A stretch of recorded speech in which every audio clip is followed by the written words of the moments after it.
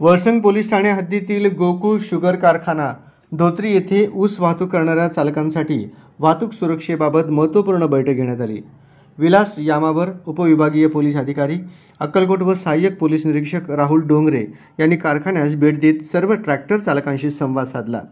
बैठकीदरम्यान चालकांना रस्ते सुरक्षेबाबत सर्वांगीण मार्गदर्शन करण्यात आले। विशेषतः रात्रीच्या वेळी अपघात टाळण्यासाठी रिफ्लेक्टिव्ह टेपचा वापर, वाहनांच्या लाईट व इंडिकेटरची तपासणी तसेच ड्रिंक ड्राईव्ह प्रतिबंध यावर अधिक भर देण्यात आला।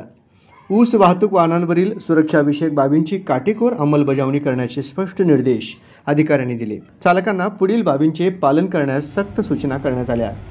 वाहनांवर रिफ्लेक्टिव्ह टेप लावणे अनिवार्य, मद्यप्राशन करून वाहन चालवण्यास सक्त मनाई, रात्रीच्या वेळी लाईट, इंडिकेटर व रिफ्लेक्टर तपासूनच वाहन चालवणे, वाहतूक नियमांचे काटेकोर पालन करून अपघात प्रतिबंध, अवैध पार्किंग, रिव्हर्स व अनावश्यक ओव्हरटेक टाळणे।